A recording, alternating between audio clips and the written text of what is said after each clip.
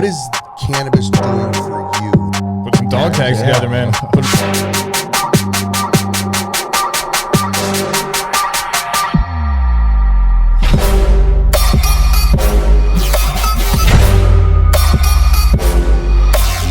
All right, guys. Hey, listen, welcome back to PV Unfiltered, the #1 cannabis podcast in the nation. #1. And we say it all the time, but this is definitely the one that's going to be watched, I think, quite a bit. Is we're sitting here with Kush, right? KushCo Holdings. And we have Nick, which is the co-founder, and we have Brendan and Justin. And then my son, Cody, co-founder, Platinum Vape. We are going to talk some shit here. Let's do it. We're going to have some fun. Yeah, as we always do. But this is exciting for us because these guys are a big reason of why we're here. I'm going to say that, and you can jump up on that one.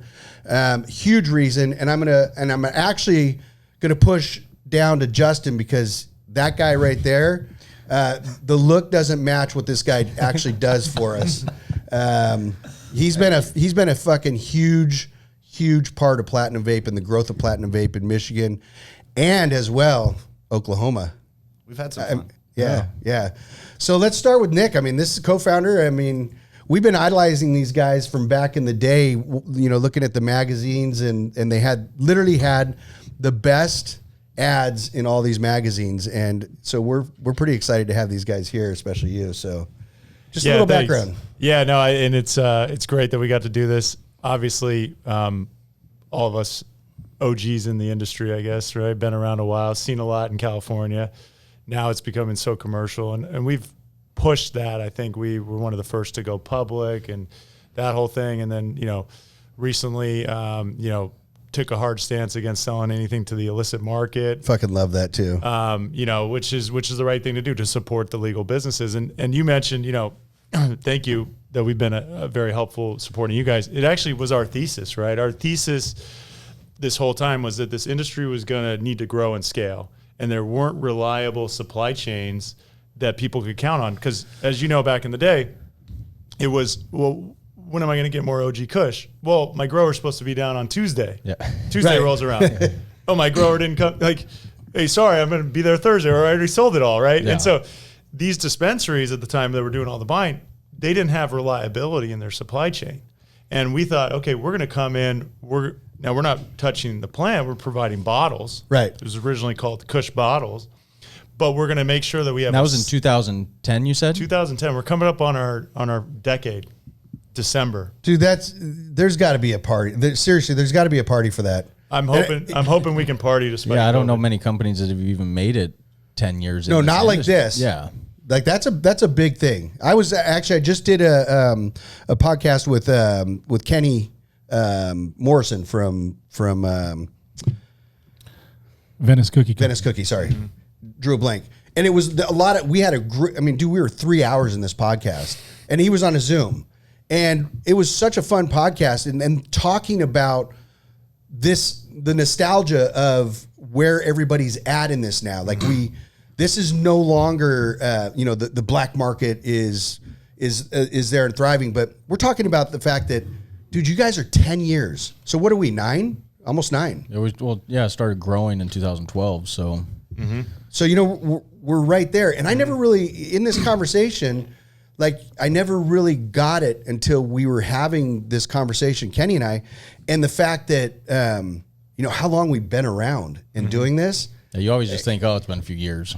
You don't realize that it's been that long. Mm-hmm. And everybody goes from like licensing. They don't, a lot of us even get stuck in that. Hasn't been your thing because that hasn't been a part of what you do as an ancillary side of cannabis, but you're 10 years. It's incredible. It is. We're very lucky, and we met a lot of great people, and we've seen people transition from and at the time it wasn't illegal. It was just it was a patchwork regulation that was confusing. Some cities thought that they wanted to shut it down. Other cities said that they would allow it. The state didn't even know if they were supposed to collect sales tax or not. It was crazy. Yeah. But people were doing the best they could to figure that out and to operate. And it was very challenging, and it was, constantly having to move locations, constantly having to find, better supply chains and better source of product.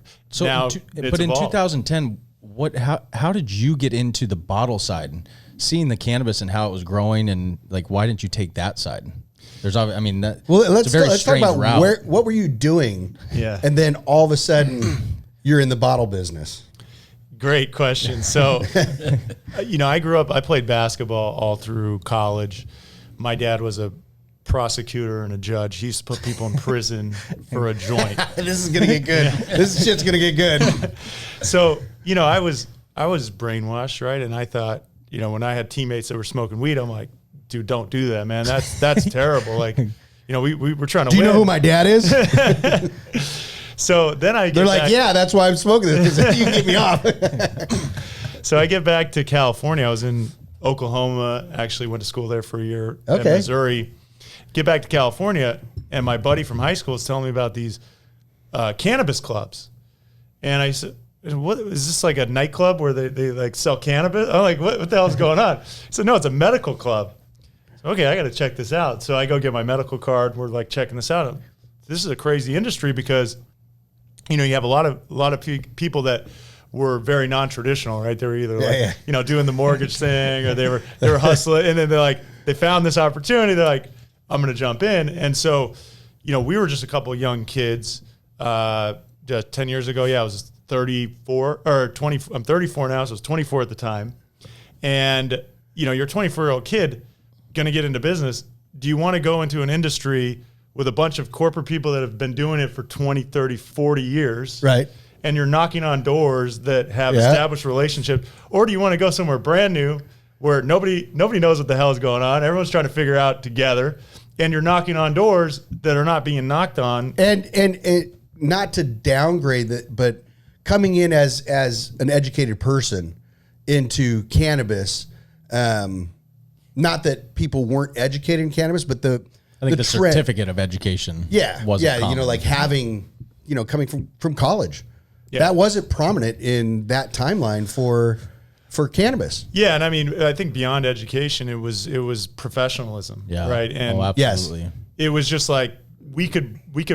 I mean, the bar was low. We could come in and raise that bar, and if people could count on us, if they felt that we were reliable and trustworthy, we could earn more business, and it was easy to do. I mean, the business side was hard, but earning the trust and the credibility. How did you pick bottles? Well, we looked. Was there other bottle companies at that time? There were a few other bottle companies. We were talking before the show about one of them that was down here, pot bottles. Yeah, but they were before you guys. They were right around. We all came right around the same time. Okay. I think they might have been slightly before us, but we were in a store. We were in a dispensary, and we knew the owner, and he was like, oh shit, and I'm like, what happened? He goes, oh, I was supposed to get these bottles. They don't want to bring the bottles. Well, why? There's probably pop bottles. He said, well, we don't order, we don't order enough to go to a real company. So we have these brokers, and they just bring them by, and then they're unreliable. And it's kind of over a bottle. It seems pretty easy, but it's apparently a problem. So we said, well, what if we had the bottles, and what if we had them for this price? And he said, well, if you could bring them to me every week, I'd pay you cash. That's all it was that sparked it. It's okay, there's an opportunity here. But you had no interest before that of getting into bottles, or you were just looking at cannabis as a whole? Didn't have any interest in packaging, no background in supply chain or at China. This point, were you smoking it all or using the product or had been around it? Yeah, no, and that was a whole nother journey for me. There's the journey of getting into the industry and understanding the business side, but then there's also product testing the plant. And being from my background, it was sort of, always told it was bad and thought that, convinced, like a lot of people still are, that drinking alcohol is okay, but smoking pot is bad. It's just crazy now knowing what we know. And even then, as I'm sitting here, it still has a little bit of that ring to it. As much as I know the truth on all of this, I still have that feeling when you talk about, pot versus alcohol. There's still this feeling that comes up it's going to be maybe like that it is. forever. Maybe for a maybe long it is time. worse than alcohol, but it's not. It's not. I mean, look at the charts, look at the damage, look at the deaths. I mean, it's insane. But that was a big problem that I had when, as we know, the last 4 or 5 years is when it really started to get commercialized. And I would go on the road, talk to investors, and they were telling me that a lot of CEOs from these cannabis companies would come in and say, give their pitch and say, but we're just business guys, and we don't use the stuff. And it's like, I'm thinking like, okay, so if I was a CEO of Constellation or some alcohol company, I wouldn't make that disclaimer. Right. Well, I don't drink the stuff. Yeah. I just, I'm like, this is absurd. Yeah, it's okay if you don't smoke. You don't have to just put it out there all the time. You don't have to put it out there. And so that's that was one of the things with Cody and I back in the day. When we were taking meetings and we were going to meetings and we didn't smoke, and we'd have to go in and be like, oh yeah, dude, we're stoned, and they'd be like, hey, you want to hit? Yeah, and it's like, no. People think you're a cop. That was the biggest problem that we had in the very beginning. I remember getting forced into like, no, I don't really want to smoke because I got to drive, and it's just like, but you don't want to look like you're the snitch or the cop. It's like, okay, I'll take a small hit, But it's a culture, and I think a lot of people, they got into the industry because of the love of the plant, and they'd been experiencing cannabis. Other people got into it more for the business side, but I think we all ended up, it blended together, right? I think the cannabis people fell in love with the business, the business people fell in love with the plan, and it just works. in our case, that we started on the back of Cody, coming in and wanting to try, cultivating and whatever, and that's how we started. And I always said, thank everybody for thinking that we were cops when we were trying to sell our harvest, because we couldn't fucking sell to anybody because they did think we were cops. But that got us into delivery, and delivery got us into the compassionate side for Cody and I to be able to actually deliver every single day. And that's what we did for a year. You guys were driving? We were literally driving. Wow.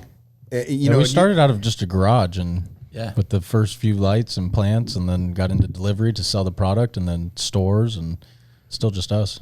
Yeah. And you guys, and there's a podcast. There's a podcast that you can watch Yeah. from us that gives us the whole thing. And it has my other son and daughter that run Michigan, Maddie and Nathan. It's kind of a cool one. So it'll give you rather than go into it here. But yeah, we literally were driving.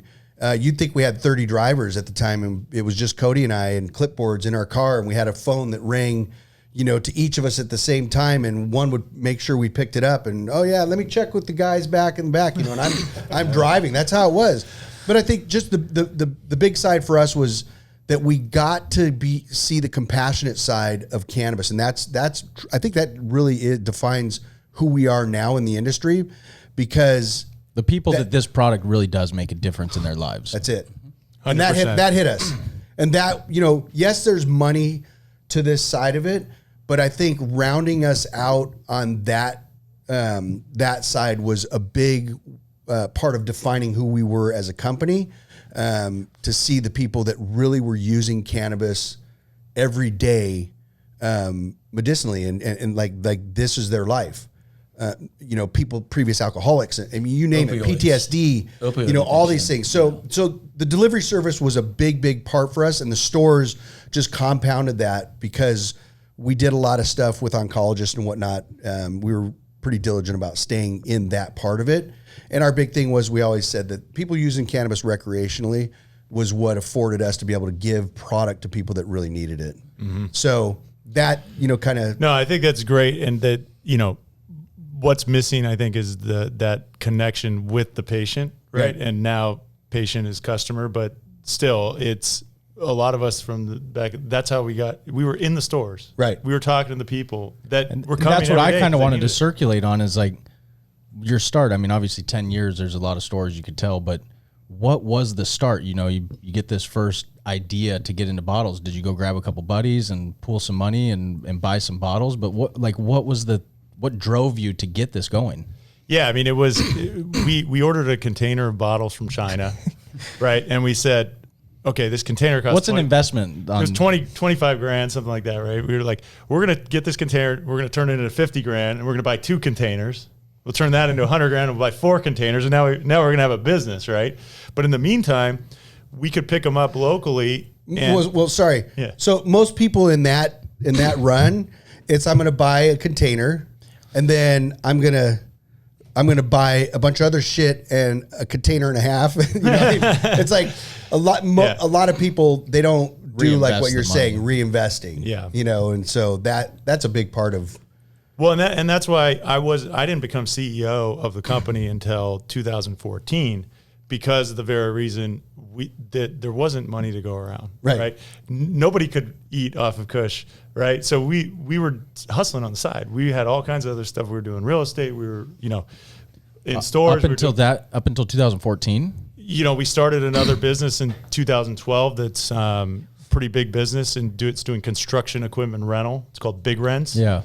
And I saw that. Yeah. So, we were just same team too. Yeah, it was me and my buddy from high school, Dallas, who's on the board still at Kush, and my brother was around back then. You get the whole crew. You got the same formula, right? Yeah. And so the people that you started with, they're not all still part of Kush. No, they're not.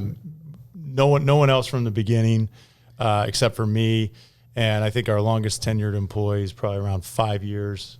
What happened to 5-6 everyone? years. Like what just.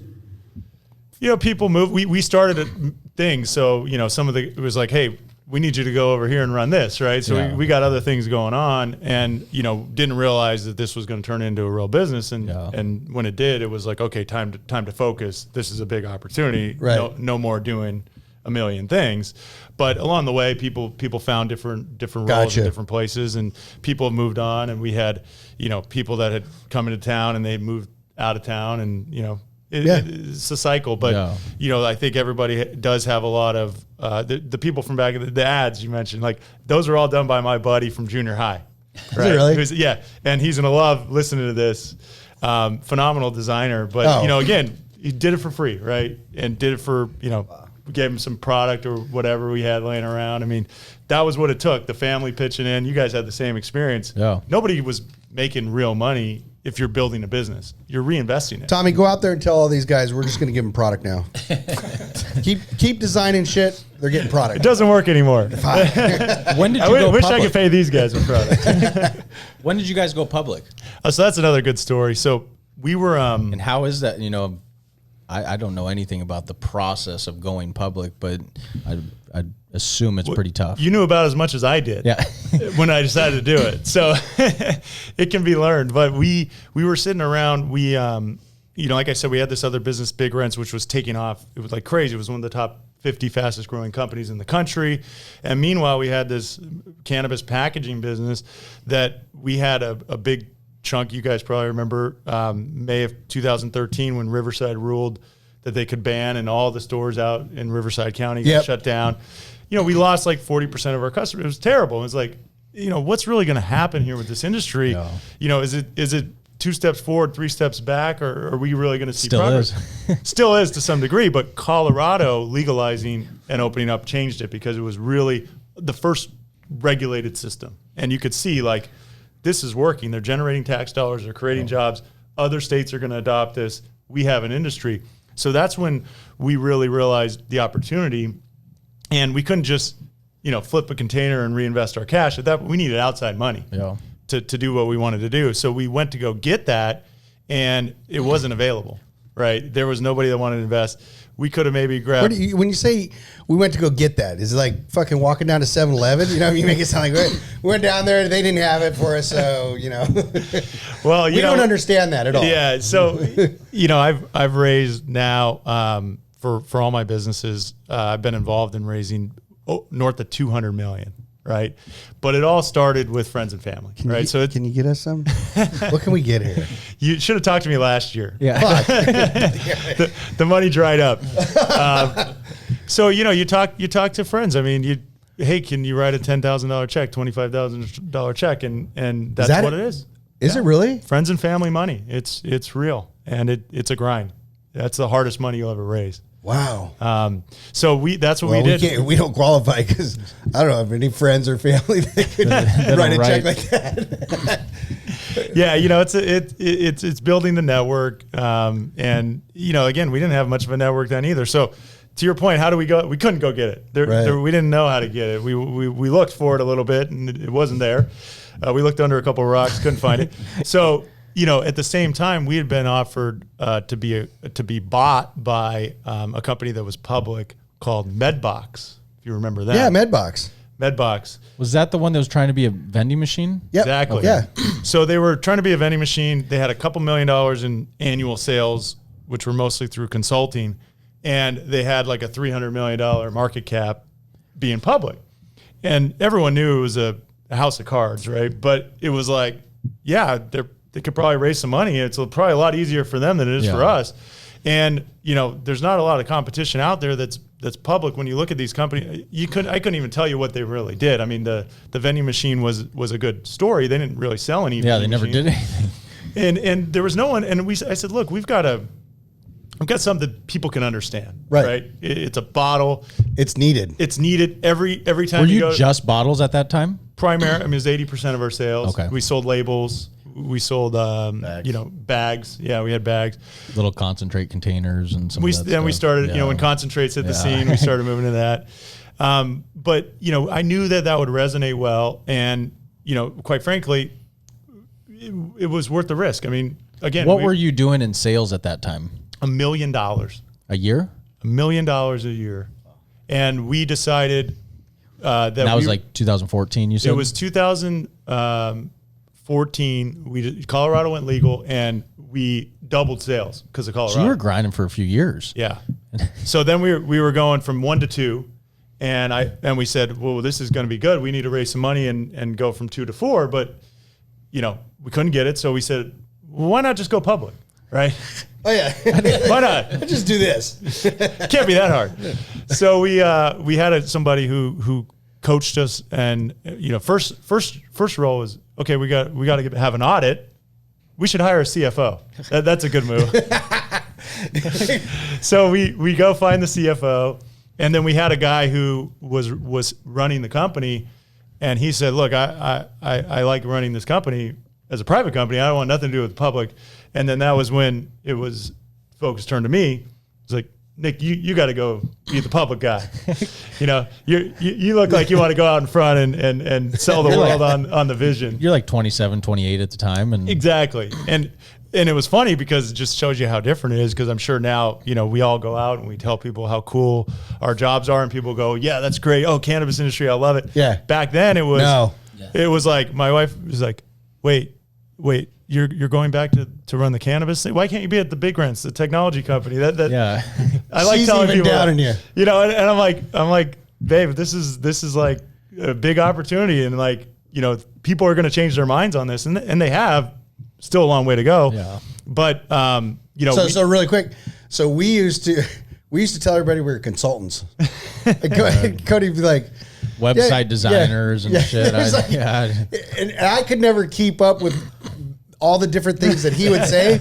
So then I would get people like, oh man, so you guys are website designers. And because people started asking us to do shit. Yeah. And I would say, oh yeah, no, Cody's the mastermind behind that side of it. Just a consultant. And then like most people would never say like, what?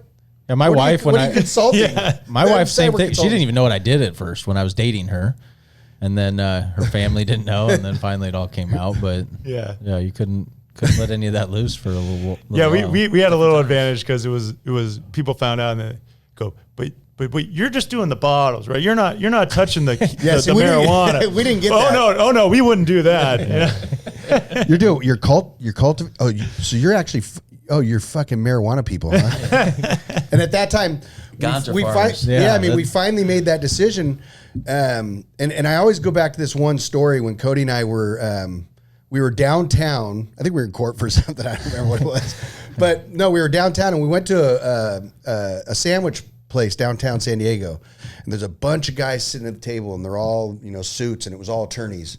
And they were just dicks. Not that all attorneys are dicks, but this group of people, it was just this thing. And Cody and I were sitting there like this, and I just, it was one of those things where I was just like, wow, like look at, I go, Cody, like, you make more money than all those guys at the table together, and you're still getting looked down upon. No, but I mean, you're not a dick. Yeah. You know what I mean? Like that's not your that thing. kind of stuff and the It was, personality. you know, and it's just like no matter how you look at it, like that group of people at that table, if we said we were in the cannabis industry, you know, regardless, they're going to go, oh yeah, you know, you guys fast money, piece of shit. Yeah. Like nobody has any clue of what it takes to be in the cannabis space. You know what I mean? Even on our, you know, with what we do, you know, so that was one of those moments where I was like really looking at it, and you know, we busted our ass.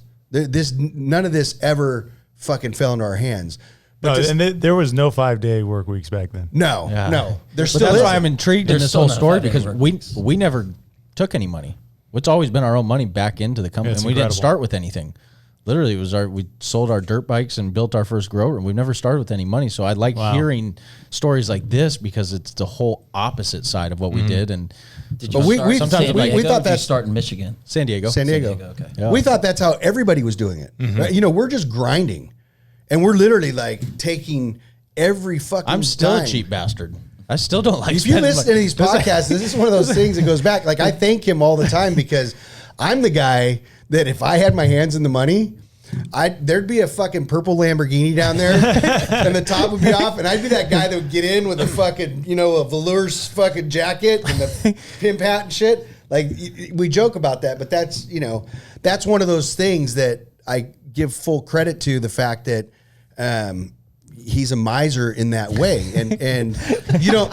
No, I mean you don't build a company where we're at, you know, from coming up, you know, 9 years to now and being, you know, now becoming $100 million company. In this industry, it doesn't happen with no partners and no investors. Yeah. with literally, like, people cannot believe that it's just Cody and I.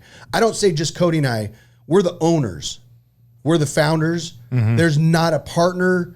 There's not anybody that is investing in this company. It's the opposite. We're investing in other companies and all that. Well, forget cannabis.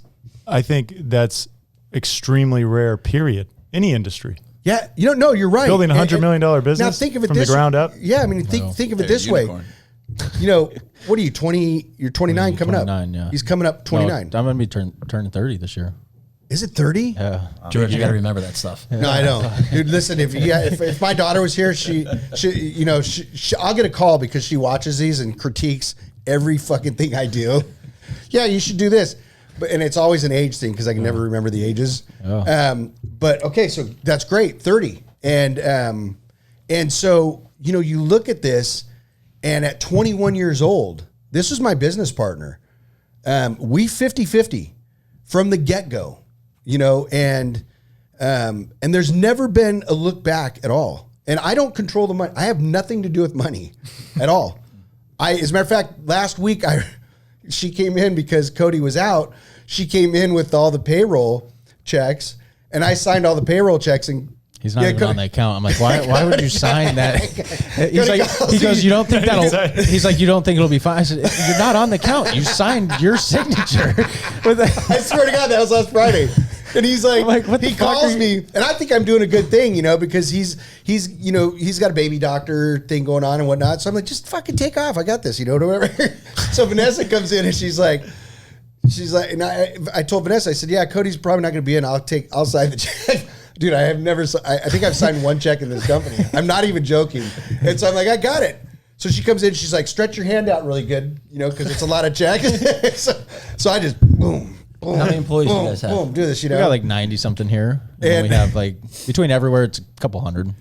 So I'm signing checks, this, that, done. I took my check, which usually Eunice, I'm not even joking, our girl Eunice comes in and she hands me my check, you know, every week or sets it on my desk, you know. So I took my check out, instant deposit, did that whole thing. So then I leave, I'm going to go grab sandwich. Cody calls me, he's like, did you We had to go collect all the checks back and redo it. I'm like, fuck. He's like, did you sign the checks? I'm like, yeah, it's all done. He's like, dude, he goes, you're not even on the account. I was like, okay, so what? You don't think it'll go through? He's like, no, they're not. And well, mine went through. So far, mine's good. So my check is good. All right, get back to this. Sorry. I want to get into going public. I stay on track for just this All right, 5 minutes. I'm want I'm going to shut up.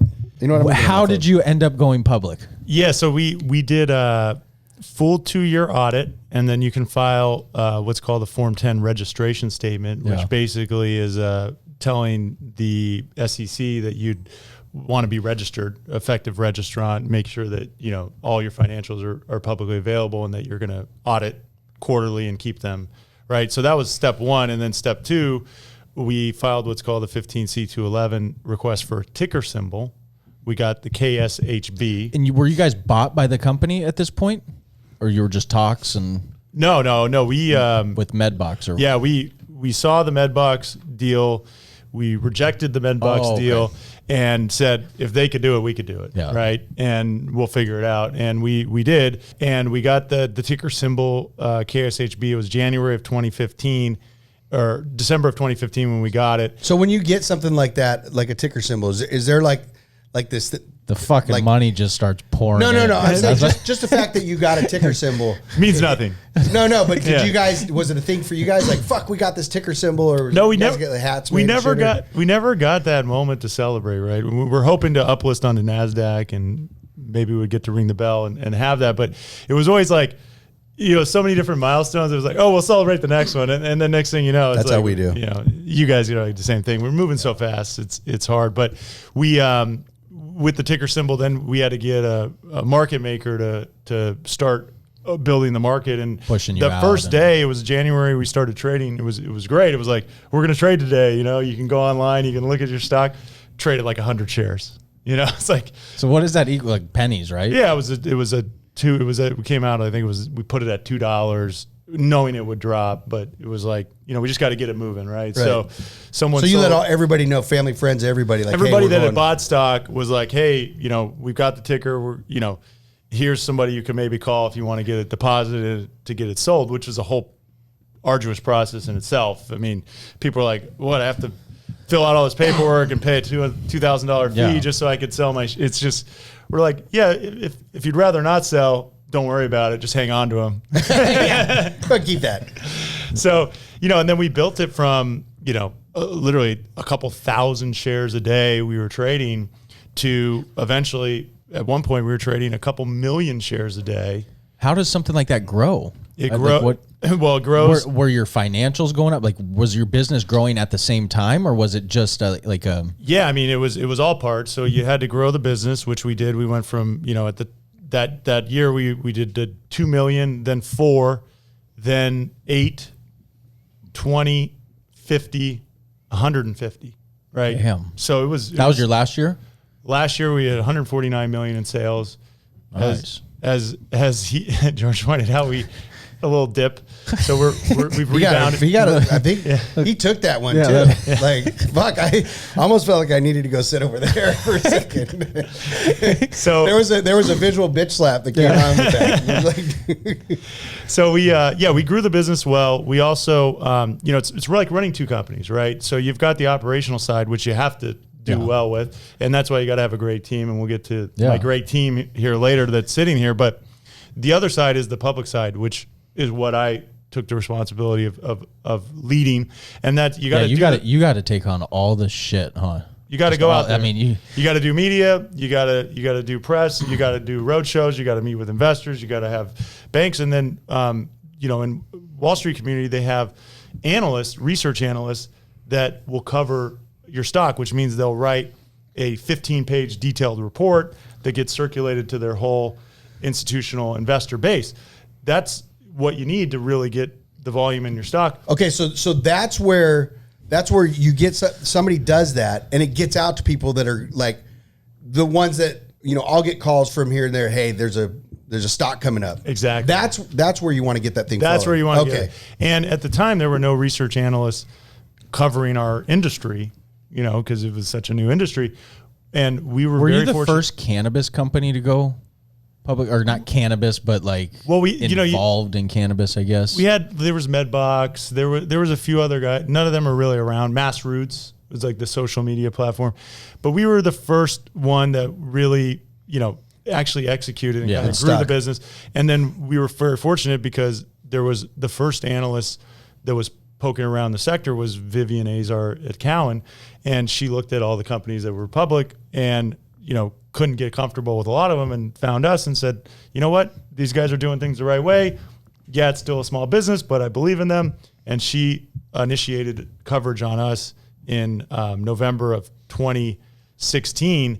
And that was really put the stamp on us to say, hey, this is a real company. Investors should look at it. And that's where we really started to trade and grew into a real public company, right? So it wasn't an IPO moment. It was a lot of hard work over a couple of years. But when that did happen, then was there like this shit's really happening? Yeah. Like that. That's when it got cranking. Then you get calls from everybody, and people are looking to invest, and people want more research analysts line. I mean, So that's when the money starts flowing in. yeah, that's when it starts flowing in, and we had a lot of money flowing over a short period of time. I mean, it took me just, and these are rough But numbers. you have to have a full game plan of how you plan to use that. It's not just sitting around.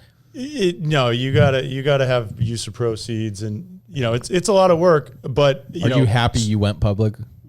we wouldn't have been able to do what we've done if we didn't, right? So Because we couldn't have grown. Our company takes a lot of capital because think about it. We've got all the stuff sitting in warehouses, and inventory. We have to pay for all the stuff, and then give it out to our great customers, and then hope that they pay us, and some of them do. And I'll go visit. I'll go visit those ones that do. Do we pay? I'm here. So really quick, when that happens, is there that moment where you're looking at a bank account? Like how does the money goes into an account, right? Yeah. And does it all of a sudden you're looking at it and all of a sudden, bam, there's 10 million, 15 million, or is it? Yeah. So we did. Well, this is a funny story. So I raised, again, friends and family, mostly hard yards, $20 million. It took me, 2014 to 2018. So it took me 4 years to raise $20 million, pounding the pavement. And then finally we had registered a shelf, it's called, but it's a way that you can sell your shares directly to investors and they could trade them the next day, right? And so we got that in place. We hired an investment bank. It's almost to get some sparking going, huh? And we did a road show for a week. So again, 4 years to raise $20 million my way. Finally got graduated to where we could do it the way the public companies do it. And it took us a week, and we brought in $36 million. and it was literally, it was crazy because it was literally, we closed the deal, and we have this big call where it's like the diligence, and it's like, just confirming you're not doing anything illegal. You're not nothing, and it's like the eyes are like, no. They're like, we're about to give you $36 million. Don't F this up, right? It's like, wow. And then we closed, and then they said, okay, the money will hit your account in 3 days. I mean, it just has to be a whirlwind for you, though, especially the age and everything. You're just like, what the fuck? Like, yeah. It's a trip. And at that time, were people that started the company still with you? Yeah, there was, at the time, my brother was still there. So we, it was crazy. I mean, you guys know too, it's just like the feeling of, you have these goals where it's like, if we could just do $1 million this year, if we could just do $1 million this month, and then it's like, oh, we did $1 million today. Yeah. And it's just like, oh yeah, your mindset changes. That's the same exact thing. It's like, oh, we had our biggest month. Well, where are we at this week? Because it's like, it never stops. It doesn't, I have to say, we never we don't acknowledge anything. Yeah, it's sad. No, it's sad, right? It is one of those things, and it's like when we got licensed here. I can always go back to that day. It's like you go through this process, and we get our license. And it's like other people, you see them like, oh, license this, and they throw Ribbon fucking cutting. parties. And next thing you know, 3 days later, they're waking up from a fucking binge, or whatever. And ours, it was like, I can remember downstairs, we got licensed, and even our attorney's like, oh, you guys you get, and we literally crossed in the hall down there, and it was like fist bump. Yeah, we got it. No, there was nothing. fist bump. Cody goes, so that's it. I'm like, yeah, we're licensed. We're legal now. Yeah, we're legal. And it's like, cool, all right. Yeah. And then he walked and I walked. It was like, that was it. And we've never really had and I'm not saying in a bad way. We've never had any of these like really like, man, look at what we're doing. You know, when we did 50 million, and it's like, yeah, so what's next month look like? Yeah. You know what I mean? What are we doing this week? You know, it's never been like this hoorah. And I keep thinking inside, like there's going to be this moment when we're just like, you know what I mean? And no, it just doesn't happen. And I'm not saying it's bad, but I think it's the same thing we went through. I mean, it's just, you think about it ahead of time, you're like, we're going to really celebrate when we hit this. Yeah. And then by the time you get to it, you're like, you're on to the next goal. Yeah, you have to be. This is a lot of work. Yeah. And You see a lot of people fail great. fast, and I think that was my worry, and especially in this industry. Look at all these big guys that were around, and within a couple of years, they're gone. Yep. Like you're not even going to hear about them again. Stores, manufacturers, everything. But it comes to spending your money, wisely and not being Money foolish. management. Yep. That's what I say all the time. staying hungry. There's not many people that know how to manage money. Yep. And you got to stay hungry. You got to keep evolving. You got to keep. and this kid getting better. does. I mean, listen, even your dad, right? That's why you don't let him on the bank account. no, no, the bank account thing is different because it's like we're banned from different fucking banks. We Trust me, I lose know. banks. So we're all over the We place. just lost one last week. Another Yeah. one in Michigan. It's nonstop. People don't even understand. Like, So sometimes trying to he can go in and get a bank, and then if I get a bank, it doesn't do any good because, he's the signer. He's doing all that shit. So, some banks we can be together on and some banks we're not. So then we have one bank that handles all of our payroll and this and this and that. And that, he's on that. And it's like, I can't, I can't keep up on that. it's a full-time job. It is. And my job is It's so ridiculous. You're trying to put your money in a bank account. And then the legal ones that they have now, or whatever they're considered cannabis banks, they want to charge you $3-4 grand a month to put your money in a bank account. It's robbery. It's insane. Like, we had You go a ahead. company come in, I remember this. sat down at the table, and they started going, and they're like, "Yeah, so our fees are pretty fair. We charge 3%." And I'm like, "What? 3% of your gross sales to be at their bank?" I'm like, I say, "Get the fuck It's- out." No, literally, literally. get the fuck- I waited for him for a second, but he just he gave me a 2.5 second break where I jumped right in. I go, "You're fucking crazy," and the guy was literally sitting at the table. He's like, "Oh, like I thought this was real." I'm like, $60,000 a month you Yeah. want to hold my money? Like, what the fuck are you even thinking? It took Like, me. I think he was still like, just like, did that really come out of his mouth? And I. He's did the like, we math, might be really able to- quick, and I'm like, "You're fucking nuts." Yeah, he's like, depending on the amount, we might be able to get it down 1% or so. And I'm like, get the fuck out. Literally, that's what happened. Yeah. Wow. Yeah, sorry guys. Like, there was literally like, "No, you guys gotta go." Yeah. It's terrible. And And this is what we deal with. people don't realize it. No. You guys, we deal with it. We don't even touch the plant. Yeah. You guys have it 10 times harder. Yeah. And people go, "Oh, well, why aren't you profitable?" And why? It's like, dude, do you realize I have a CFO I just brought on that has global experience, 20 years experience. And I get this guy in action, first job. We need a new bank account. We need a new merchant process. Like he hasn't never thought about that in his whole career. Yeah. Getting a bank account. Like that's like in place. Yeah. Like it's more about how do I get a line of credit? How do I, it's just crazy. So, But it's about having a solid team around you, and, you can't do it on your own, obviously. So coming into this, I mean, these guys have been pretty quiet. Who are you? Who are you guys over here? I'm happy over here. This is your Sitting posse? quiet. Yeah. Nick's good at this. This is why he's the thing. But so you've been in it how long? I started with Kush in October 2018. So I've been a cannabis enthusiast my whole life, back from the day. Cannabis enthusiast. I tell everyone I enjoy cannabis for medicinal purposes and I enjoy it recreationally. Yeah. And I think as long as you can do both responsible, there's nothing wrong with it. And I've seen, what liquor can do and what opioids can do to people. And you very rarely see anyone who's consuming cannabis have those type of behavioral effects. Yeah. Right? So when I moved out to San Diego, it was 2000. Got a job in technology space, and I learned a ton, right? Doing sales and technology. And I'm just going to stop you real quick. Yep. I can tell you right now. Yeah, I don't even. I never even looked over there. not close enough to the mic. No, you're fine on that within reason. Yeah. But I didn't even look at Tommy because I know this shit. This. Am I wrong? I'm just here. I'm looking at it's all blipping. Got Like it. this. Yeah. Rookie podcast guy here. No, it's not even that. I mean, I see people you're good. fucking juggling mics and shit in here, but it just gets me. I don't care. But Tommy, it's Podcast Hitler. Yeah. It's good to know. I don't, something in the background here. So it's like at one point in the first few, Tommy was like, hey, so if you have watches or rings, can you guys take them off? I'm like, you fucking kidding? Like, okay, that's not happening. Like, literally, that's how he was. So, anyway, sorry. Go on. So yeah, I got a job in the technology sector, but never was doing what I loved. And then had an opportunity to come to this amazing company, Kush, that everyone knows of and you heard of, and it's been great. So how did that happen? You started in sales at Kush? Yes, I came in as a key account manager. One of my best friends and lived with forever was over at Kush.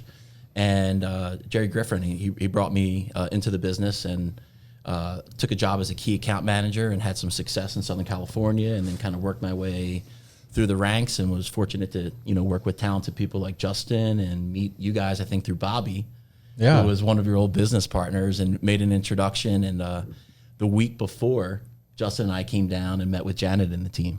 Okay. And then we started to really kind of dig in. I'm like, these guys got something going on. So what is your position now? VP of Business Development, right? So I work with a lot of the multi-state operators. Public companies have so many positions and titles. He's like, whatever it means. I mean, my role. Wait, open up the jacket and you got all the cards, all the different names.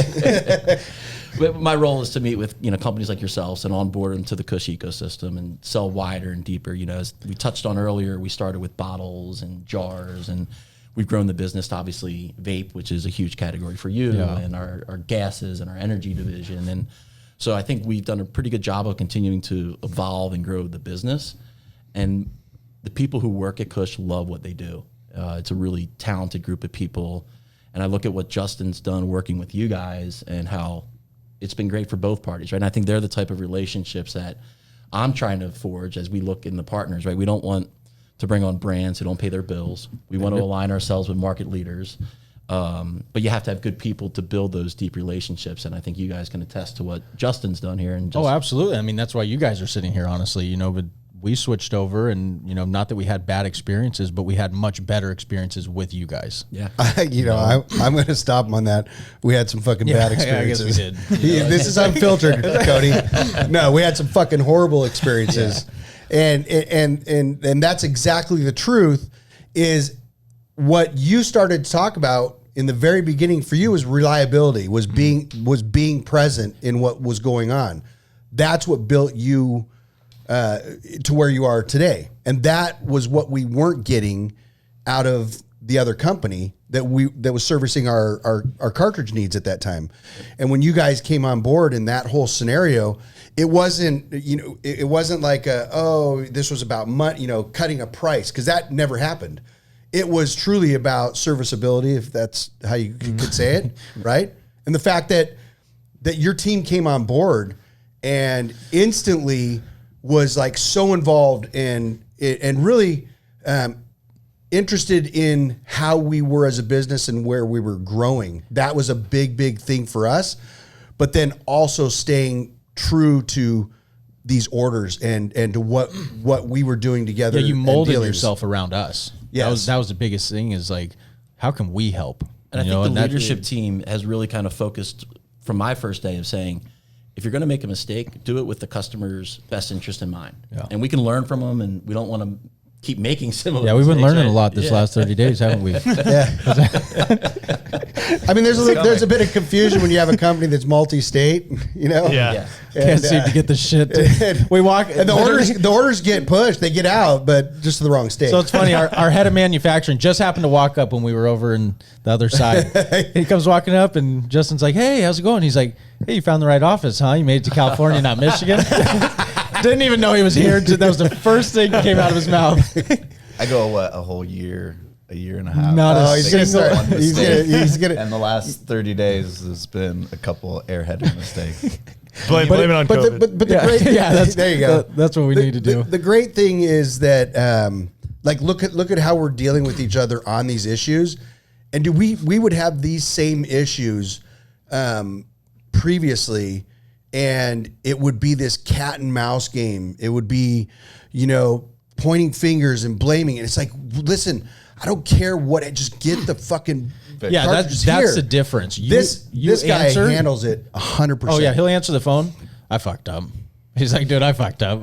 That's a simple like- error too. yeah. I mean, simple. But it's like I say, but it goes to mission. I know it drives him crazy enough that I don't have to drive him crazy about it. Yeah, he's already beating he gets himself it up. handled, and that's. How'd the you get biggest that thing black with guy? us. You face time with. How'd you get that black guy? Oh, my girl hit me. Yeah, no, he hit himself. But no, I mean, we've had nothing but a great experience, and even to Oklahoma. I mean, dude, you've been a yes man the whole time. It's like, what can we do? And then That was he a opened little up creative. Oklahoma for us. Yeah, that was creative. little creative.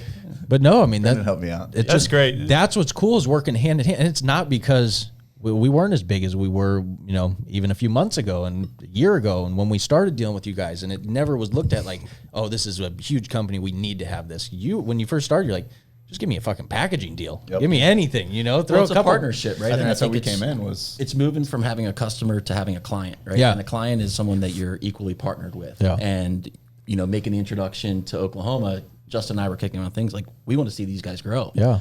And when you bring good people together, as long as you're continue to buy from us, we don't need to be a part of the Oklahoma deals, but just Yeah. keep buying cards from us, right? And so we love seeing you That's guys smart. That's continue, smart. right? Just Honestly, that's feed you guys. You guys continue to totally grow. smart when you look at it. That's a future, and that's doing something that isn't an immediate. It's a growing partnership, and that's how we look at it. And just the fact that it's selfless as a company to go, let's just get these guys to Oklahoma, and why?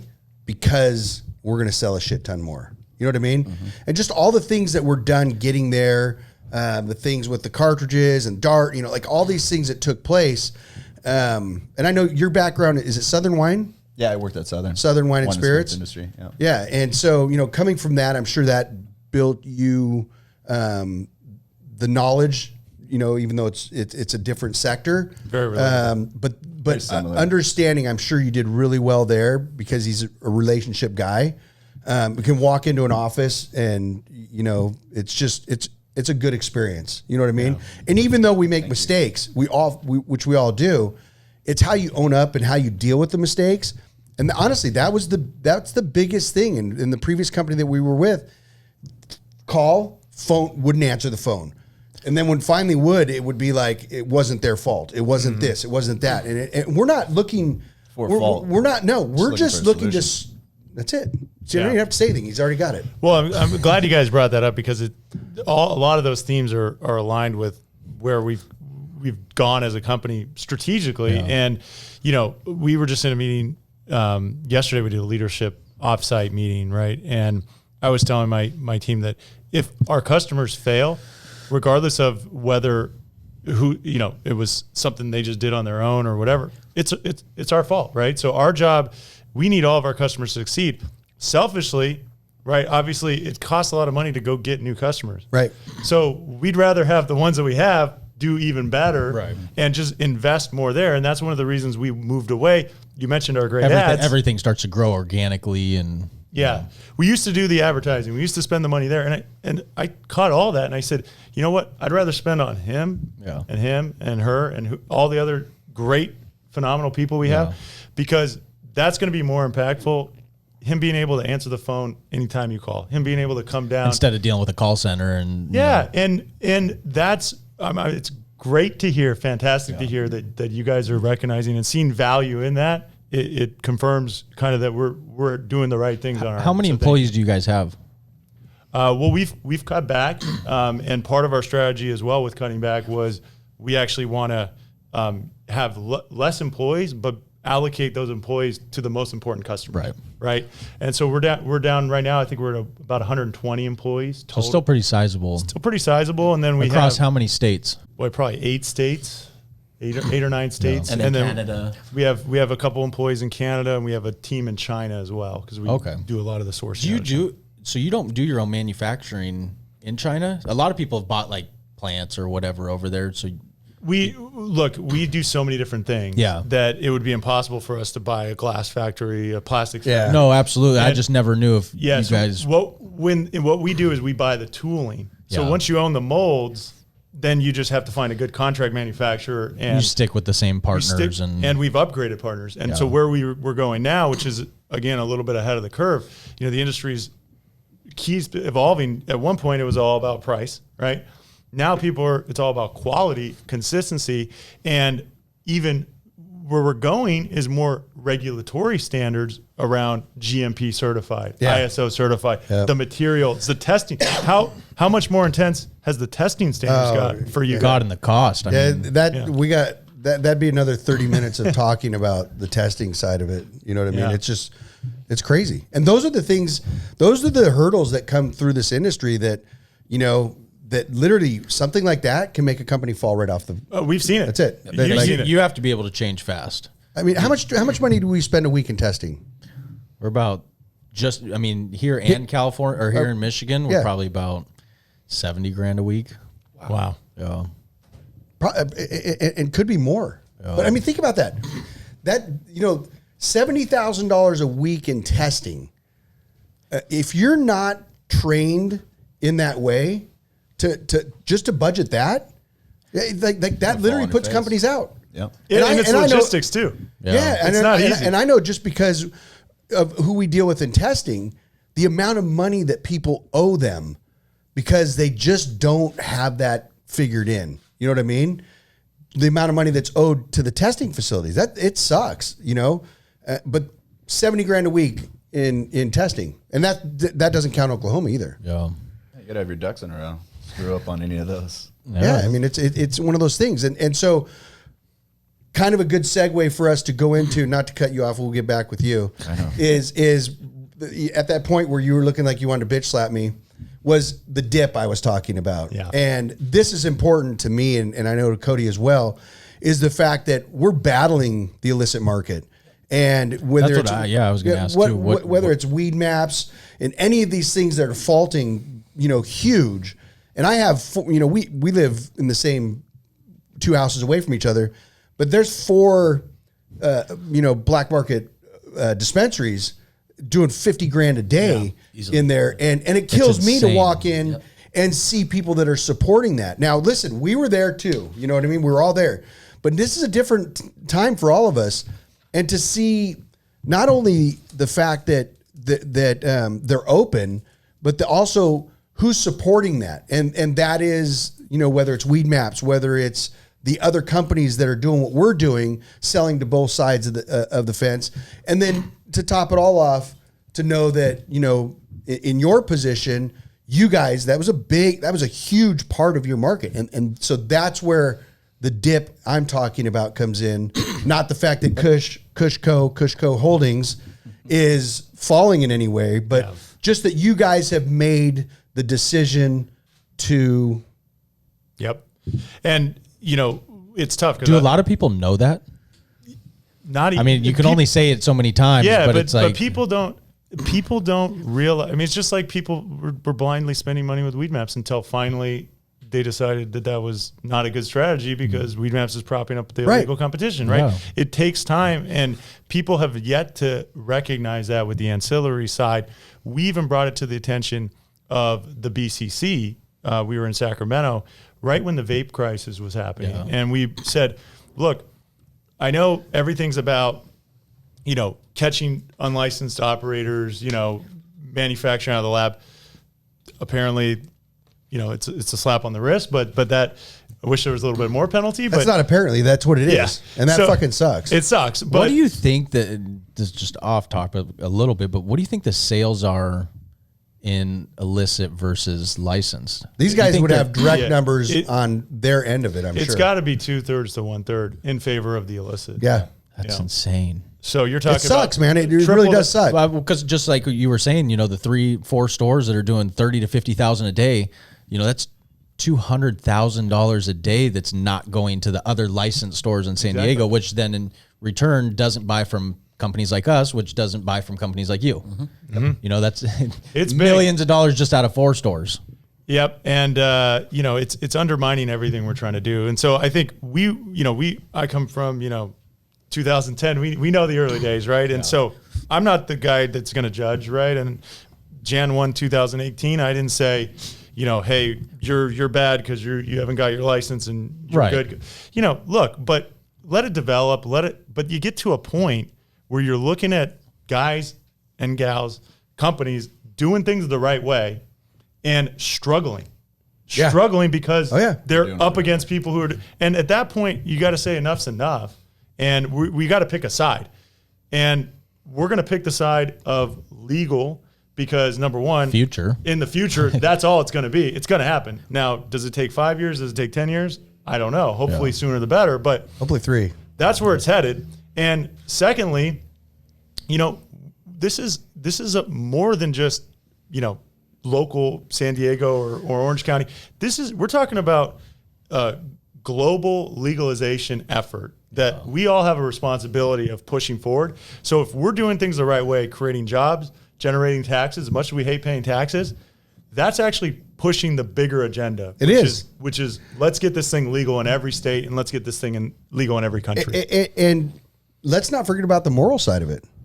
Let's not forget about the fact that concentrates make up a big percentage of what's going in there. And with that part of it, what's happening with the concentrates? You know, on that side, now you're getting into and this it's not even just the pesticides. It's just the fact. I mean, that is a huge portion, but you test cartridges and stuff, which we test all the time. There's not even actually THC oil in it, so you don't even know what you're smoking at certain points. You know, because they're testing at like then you get 20% THC, 15%. It's like, so what actually is in that cartridge? It's scary. And that's the other part of it is that. Then you get to the point where it's harmful, and you know, and I had a conversation with a friend just this last weekend where their 15-year-old daughter, they found out that she was vaping, you know, and they were just like, you know, and the mom, she uses, he doesn't, he's a government employee, but you know, you get in this you're towing this line, 15 years old, we all know that situation. She's not going to quit. Oh, you quit. You know, that's not going to happen. So, but now you're in this position where you go, you know, she's vaping and all this stuff's going on with vape, and where's she getting it? And as much as you want to turn your head, you can't. And as a parent, you're trying to make this decision, like, how do I talk with her to get her to understand? I mean, first of all, she's too young, but you're not gonna change that. You could take all of her stuff away and put her in a room. That's not going to change. She's 15. So now you have to kind of figure out, how do I do this? And my explanation is that, listen, first and foremost, your obligation is to her safety. And, you know, regardless of what's happening and how you look on that level, understand she's vaping. And if she's vaping the illicit side of this, I know because we test this stuff all the time. I go into the stores, I buy the cartridges, and I have them tested, and I have yet to have one ever pass. They're all like, it's ridiculous. Or what it even is. be above 25% THC. And all the other shit that's in there. So I said, first and foremost, like, you don't want your daughter down the road to come up with something that was because she was vaping. So I said, you're obligated to her safety. So that conversation has to take place, and understand that however you get that to her, it's a really weird place to be. Tough. Yes. But you need to make sure that she is using a safe product, because now the concentrates, the levels, when you go into oil, it becomes so much more dangerous than just smoking flower. You'd have to smoke a whole fucking. But why is it that cannabis people or like that population thinks that way? Like, you wouldn't go grab just some random brewed alcohol out of your buddies, you know. But there was a time people did with moonshine, right? Where when things are But there was illegal, nothing really. But this is a 15-year-old. You know, they're just they're. No, I'm in just the saying people in general. No, I get it, and they're You know, experimenting, and you're going to go through that process. I actually had the conversation with her at my house when they were there, and I explained, you know, I wanted the daughter to hear this straight from me, and say, look, just be smart. I know you're 15, you're going to live forever, but that's not the truth. Like, be smart. I want you to really understand how bad this is. I'm not going to change your mind on whether you're going to smoke or not smoke. That's not what I'm here for. I'm just telling you, be smart about your choices on where that comes from. And I'm sitting here with your parents and explaining to them it might be the best thing for them to hear. At least you know that that's the case, that she's getting a very safe, tested product versus the shit that other people are putting in this just for the money side of it. Do you still get a lot of calls or people inquiring about business from those markets? I'm sure. Yeah, oh yeah. Call center, for Yes. sure. Yeah, we now have licenses on file for our customers, right? That's amazing. Yeah. Yeah, so That's we won't fucking send- cool. We won't It's send been- anything out. But you without guys, I license. mean, you don't have to do that at all. No. You know, there's not. You're not tied to any plants. No, or I mean anything like that. that's a huge hit to your company, and so being a public company, you have to answer that. Like you can't make these moves and have something happen where your revenue goes down considerably like that without an answer to it, right? Exactly. I mean, you're the front guy. And that, that's why I'm not as happy looking. If you guys would have seen me like 6 months ago, I would have been much more cheery. I've been dealing with it. But, look. But it forces you to look other avenues of, how can you grow your company to better it, right? I think it does. I think it look, it's the right thing to do, and it gets you going down the right path. Yeah. Will we be rewarded for it one day? I like to think so. You will, Right? You will. And we already are, because we're earning goodwill with guys like you. Yeah. Right. Your company is only going bigger and better. Anyone could see that. And you're going to remember, like, hey, this was a company that took a stand at some point and this other guy didn't. And, if there's a decision to be made, hopefully it lands in our favor. Right. And, even going beyond that, when we talk about other companies coming in, we talk about joint ventures, partnerships, Constellation partnering with Canopy. I mean, Constellation is not going to partner with somebody that's got any, illegal side to their business. So I think there's a longer term play too. Yeah, listen, we could be in the same boat. We could be another 2/3 as we're talking about it bigger than what we are now by running that side. And we know, and it may, we've never looked back ever. When we made the decision under licensing, that was it. And then to see the other companies out there running both sides of the fence and knowing what they're getting, there's a lot of level of frustration when it comes to even at the store level where we have friends that own stores. And I go, how do you guys justify hammering us? And we're sitting next to this person. And if you get in your car and you drive down, 3 blocks, a mile from your store and go into another store, and they're selling that same product that you're promoting on your shelf for way less. $20, $30 less, it makes it tough for us. And so, it will happen because you make that decision, and it's the same thing for us. You'll see companies start to fall because they planned on that revenue. They can't make the change because they were used to that extra revenue coming in, kind of like what you're talking about right now. Well, and Not paying also taxes on that, all the those profit things. margin. So figuring out how to run your business profitably while being legal, not easy. No. But you've done it, and you can replicate it and continue to do it. The other people weren't able to do it, so they ended up going back. Yeah. Well, I to- think it's to the also going channel to boost you to be an advocate. It's also going to be when you take a punch like that, you then start to become like, okay, wow, like this is big. Now You want a coffee? Wow. We've locked arms because now you're at the point where you're like, I can sit in a room with somebody. I don't fucking care, to be honest with you. If you're selling to the black market, I don't want anything to do with that. And the same thing, on the store level. We have friends that were used to be friends and whatnot in those stores. It's like, listen, I have nothing for that because there's nothing good coming from that at all. And yet we're over on this side of the fence paying taxes and doing everything legal. I mean, we have these guys in here once a quarter combing through everything that we have and own. But yet they'll drive past 15 unlicensed dispensaries and go to their office and act like no big deal. We So what's we've the done answer? that. What's that? So what's the answer? I mean, the answer is that they need to start budgeting into this on the campaign side to close the licensed stores down. Yes, they're going to pop up, and yes, everybody's under these different, caregivers and whatever else. But the thing is they're not doing anything now at all. So something, and that's going to be all of us. I think we can all help, right? Because putting the pressure, like people did with Weed Maps, like that was Right. great. That was a big move. Big move. Big. And I think it was the industry coming together and saying enough's enough, the legal industry saying enough's enough. And if they're going to promote the illegal competition, we're going to pool our funds. So people need to do that. They haven't done that with our competitors, right? And the people need, so that's one part. Another part is enforcement, right? And there's been limited enforcement efforts, right? That can get ramped up.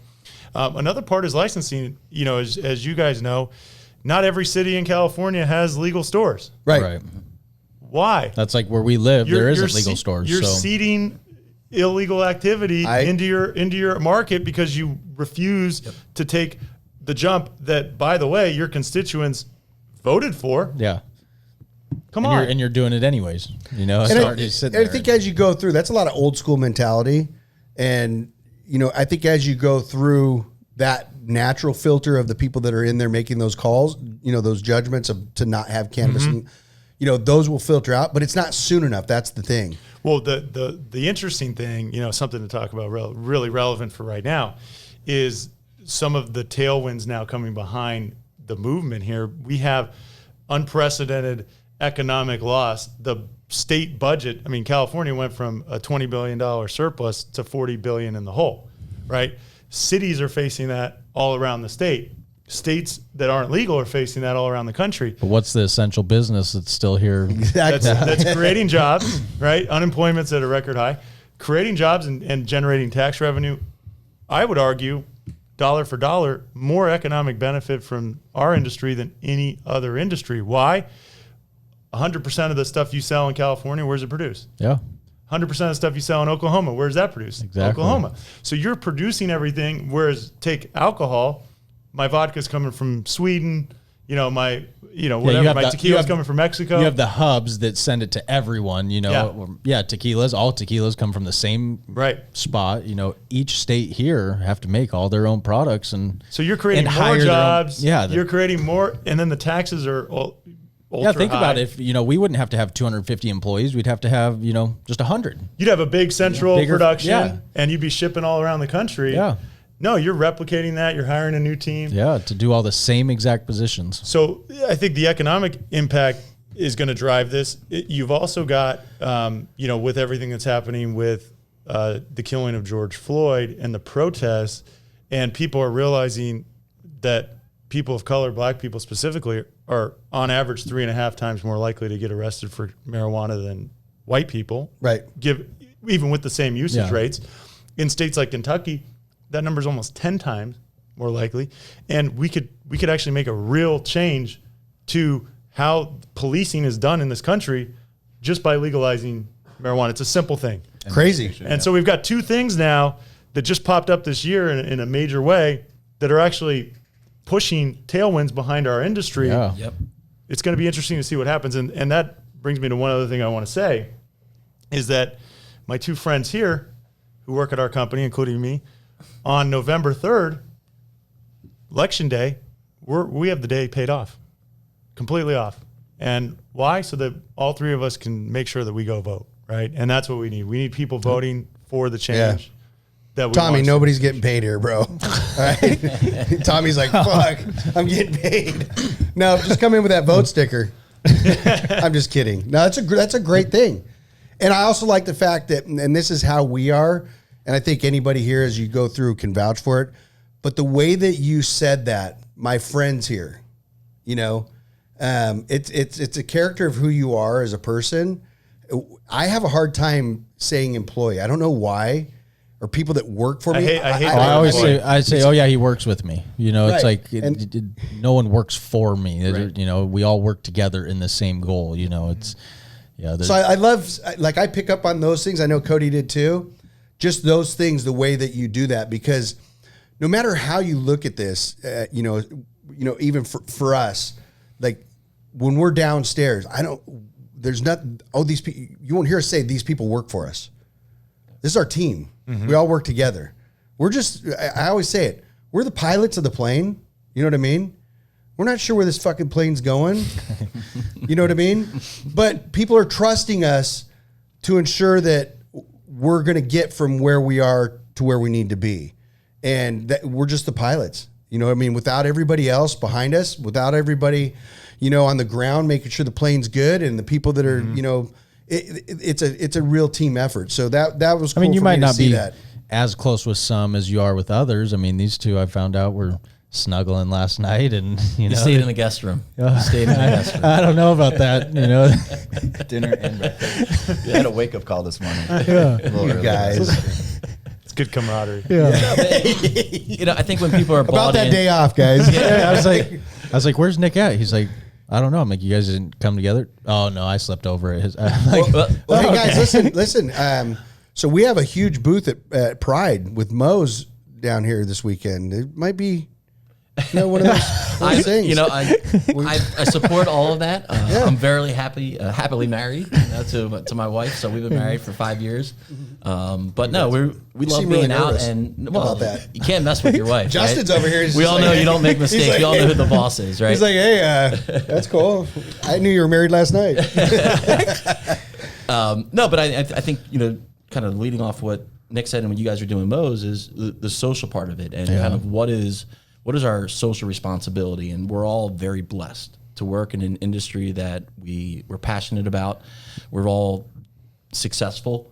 I mean, we're an essential industry, which is insane to think. I mean, we've never been around this kind of pandemic, I guess, maybe years and years ago, but I don't ever remember. it's just like, And at the smooth age of 38.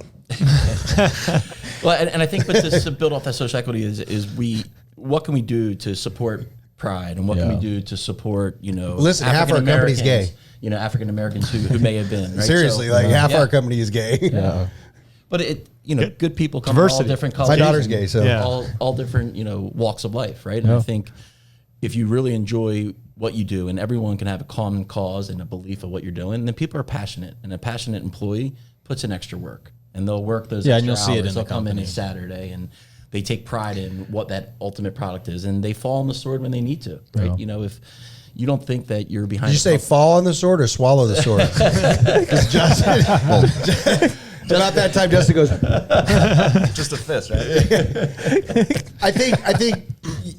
I think a big part of that is representation from like yourself and how you develop that, that's where I was going with it. the ethics and whatnot of the company. It's top down, right? It's from YouTube. Yeah, you have at to. Platinum Vape, and it's from Nick and the leadership team at Kush, right? Is building that culture and people buying into each other, and people have never met before but become friends, right? And I think if you I think if you and I don't get this obviously, but I think if you walk around your company as an arrogant asshole, and you're that person that people, when you walk in the room, like, oh fuck, here's the owner, here's this, here's that, you know what I mean?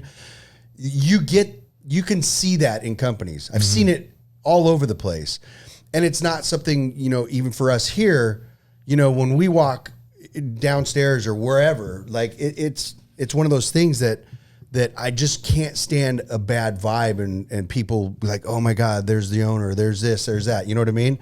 So we really make sure that people understand that our doors are open. Walk in, put your feet on my desk. It's a true thing. Tommy can vouch for that. Anytime anything's going on, that's true to both of us, and really anybody. We have an open door policy in our office, and I mean open door. If there isn't some crazy meeting that's going on, your door better be fucking open. That's great. Like, we will take the door off the hinges. Type stuff. Our doors are always open. Everyone's in the unless we have trenches together. Yeah. Yeah. And so we want that availability, and I can see that is true here. I mean, obviously, as you guys are down here, but you can see that's coming from the top down. And I feel like, it's prevalent at a lot of cannabis companies, because just the culture of cannabis is very inclusive. Right. And we can't lose that, even as as it companies gets more and get, more professional. I mean, these are, how, you guys are $100 million company. We're $100 million. I mean, it's not a small business anymore. No. But you're still running. I mean, just going around your office and seeing the We're here every vibe day. is it's like a family business. People care. They're all working together. They're all grinding. Everyone's happy. Yeah. We got to keep that. Yeah. We have to keep that. what is the future for Kush? Well, as you guys know, Also, what is your main source of revenue? Because obviously with what we're doing now, the bottles, like in states like California and stuff, you can't even, no one uses those little bottles as much, do they? no, It's a lot of glass jars. Now it's a lot of glass and, jars. We do a lot of custom packaging for people, because people say, "Hey, I like that all and I about like that, but packaging I now. want my own Yeah. thing. I want my cooler Yep. thing." It's like, okay, we'll help you. So we do a lot of packaging. We obviously sell a lot of vape products. We're partnered with C-Cell. Yeah. And C-Cell's now innovating, coming out with the pod systems like the Dart, which you guys are on and helping build that market, which I think. Thank you. You're welcome. Yeah. And we got more to talk on that later, hopefully. But so vape's big, and then we do the energy products, so the ethanol and butane, and so that's part of our business. And right now we're not going to be expanding much more outside of that. We're doing helping some CBD brands in different ways because it's a different market, the go-to-market strategy. But yeah, we're going to be very focused. You deal with terpenes, and we have a partnership with Abstracts on the terpenes, and that's because we deal with so many companies with vape that it was just a natural fit. goes hand in hand. And the key now for us is going to be, not what does Kush want to do, but what does Platinum want to do? Yeah. What do our customers what's need needed, from what's us? needed in Where the are the industry? gaps? And if you're buying, like we used to sell the gloves, Bud gloves. And we just donated everything we had to the hospitals when the PPP was out, Wow. right? Or PPE. So, it was part because we're just great and we wanted to help. It was also part because we wanted to get out of the glove business. Why? Yeah.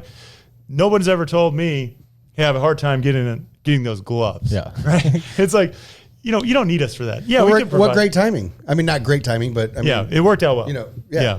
So, the point is we want to be able to help where there is a need and where people have said, hey, I don't have a reliable source on this, or I'm having issues with this, or can you do this better? And if we think we can, we'll jump into it. But we never want to say, hey, we just want to make money off of this. We're going to offer this too, just like everyone else. And you're like, cool, guys, I'll buy it from you because I like Justin, but I don't really, this isn't really something that's solving a problem. Are you expanding to other countries? Yeah, we're in Canada.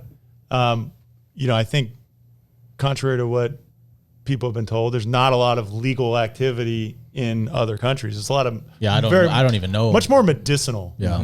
And it's more the traditional kind of pharmacy route. And so we don't see a huge, but I think it's all going to change. And coronavirus, right? You look at a country like Italy, France, they've been decimated. yeah. How are they not going to look at this? Oh, they're going to right at the U.S. and how we've become essential and what it's doing and helping our country. I mean, I think as bad as it is, it could be a good thing for us. Yeah, and I think long term, I mean, we would love nothing more. We started this company in California, right? We would love nothing more than to see California brands expand globally and us be an engine to help them do that. That'd be phenomenal. No, this is great. This is really is probably going to be one of the best ones out here. For us, the information and just the understanding of the both sides of the fence here is amazing. And to do this with you guys, KushCo Holdings, and once again, I mean, I got thanks for coming down, all of you guys. I don't know. This is amazing. Honored to be here. Love the fact that we have this relationship. You guys have been a phenomenal customer, and I love to see the brand just doing what it's doing. It's just great to see, and this was long overdue.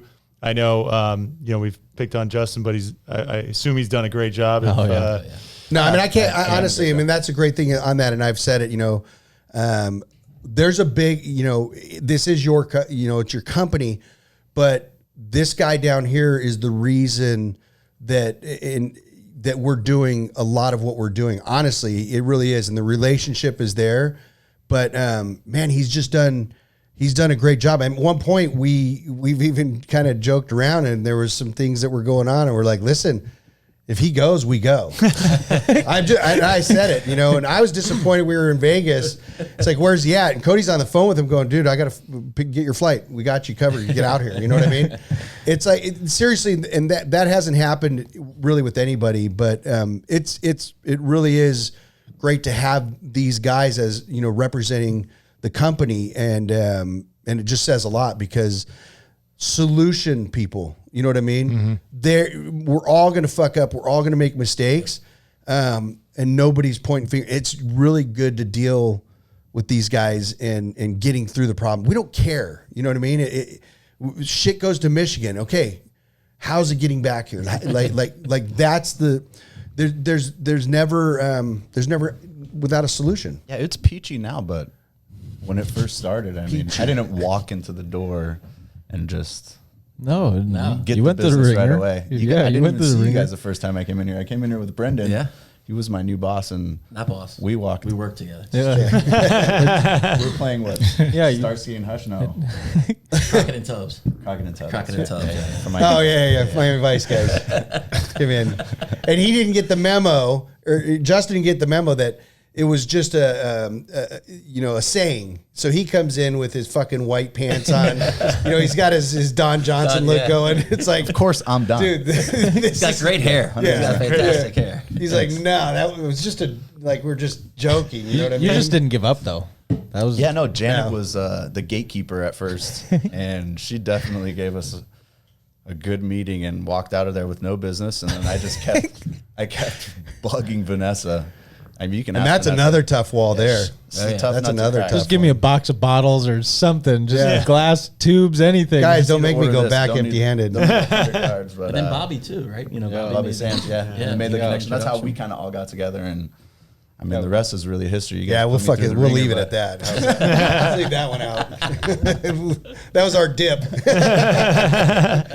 All right. Well, listen. Once again, thank you. We're having a lot of fun and look forward to not only a great future, but this 10-year party that Kush is going to throw.